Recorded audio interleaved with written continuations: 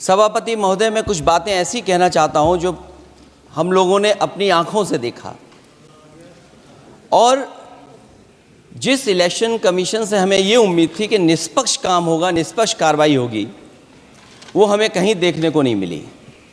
मैं सबसे पहला उदाहरण ये देना चाहता हूं कि एक रामपुर का बाई इलेक्शन जो लोकसभा का हुआ,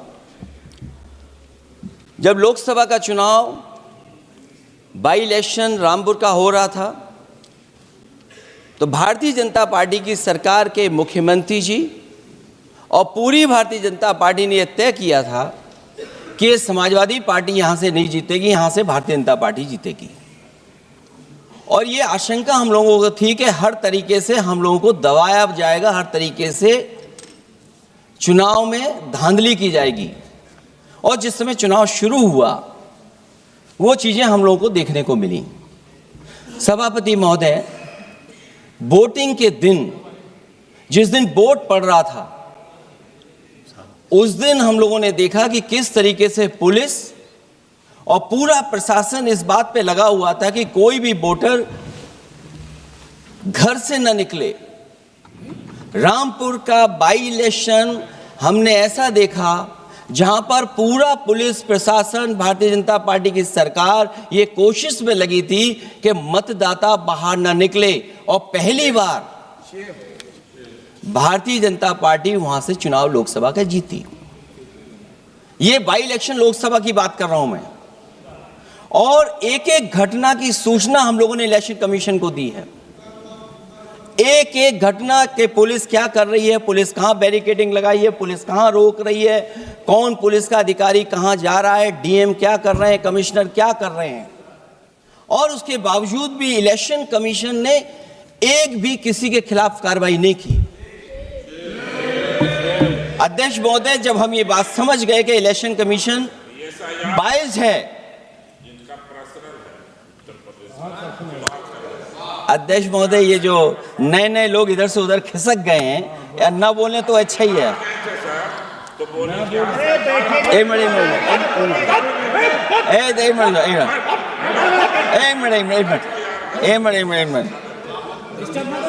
अध्यक्ष महोदय, पर अध्यक्ष महोदय, मेरा ये आग्रह है अखिलेश, अध्यक्ष महोदय ये कुछ जानते नहीं है। अध्यक्ष महोदय, माननीय सदस्य कुछ जानते नहीं है, ये ना पढ़े लिखे हैं ना कुछ जानकारी रखते हैं। ये मैं ये कह रहा हूं, मैं ये बात इसलिए कह रहा हूं, ये अनपढ़ इसलिए हैं।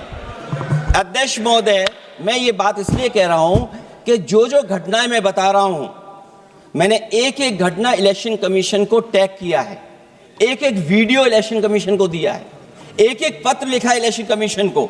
अगर एक भी कार्रवाई की हो तो मुझे बता दें, अगर ये जानते हो। और दूसरा, मैं अध्यक्ष महोदय, मैं दूसरा बताना चाहता हूं आपको। अध्यक्ष महोदय, चुनाव जीते जाते हैं, हारे जाते हैं। कभी कोई चुनाव जीतता है, कभी कोई चुनाव जीतता है।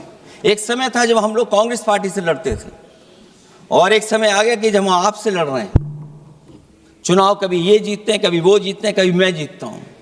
एक समय था अध्यक्ष महोदय, मैं 5 लोकसभा का सांसद था यहां। इस बार हम लोग भारतीय जनता पार्टी को दूसरे नंबर करके सबसे 1 नंबर पे समाजवादी पार्टी आई।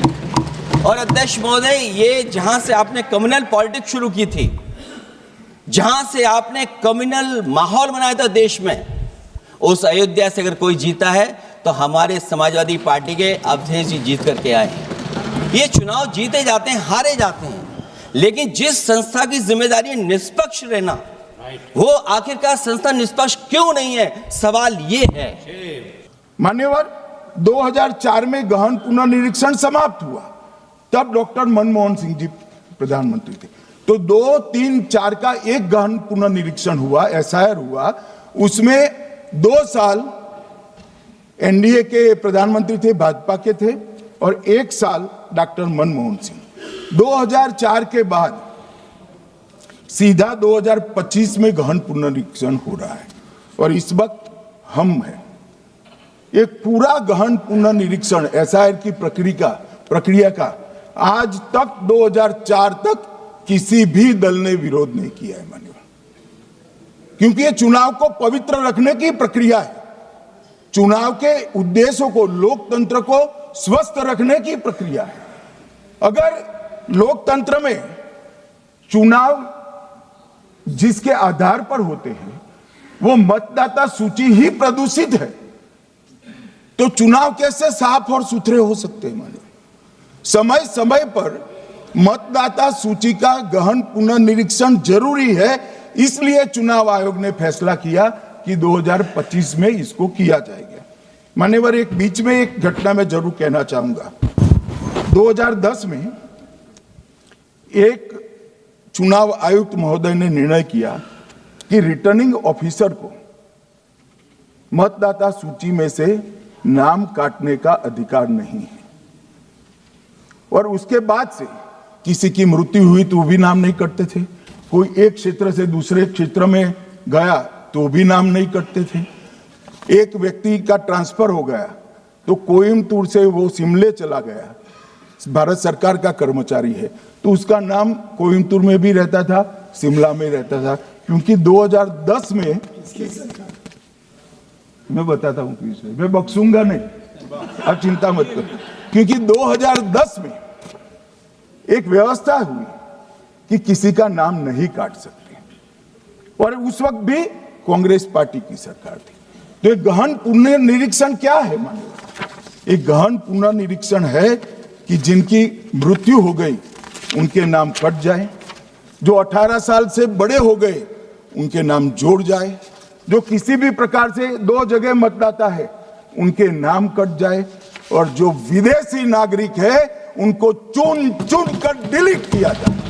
ये गहन पुनर्निरीक्षण। और मैं आज इस मंच से, आपके माध्यम से इस सदन को और देश की जनता को कहना चाहता हूं, क्या कोई भी देश का लोकतंत्र सुरक्षित रह सकता है जब देश का प्रधानमंत्री और राज्य का मुख्यमंत्री कौन हो वो घुसपैठ ये तय करेंगे?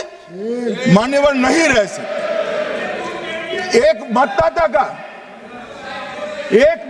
का एक से ज्यादा जगह पर वोट होना चाहिए। मान्यवर, एक से ज्यादा जगह पर वोट होना चाहिए। जो लोगों का मृत्यु हो चुका है, मान्यवर, जिन लोगों का मृत्यु हो चुका है उनका वोट मतदाता सूची में होना चाहिए। मान्यवर, ये SIR और कुछ नहीं है, मतदाता सूची का शुद्धिकरण है। मैं मानता हूं इससे कुछ दलों के राजनीतिक स्वार्थ आहत होते हैं। मुझे उन दलों के प्रति एक प्रकार से अनुकंपा भी है, क्योंकि देश के मतदाता तो वोट देते नहीं है, ये थोड़े विदेशी दे देते थे, वो भी चले जाएंगे।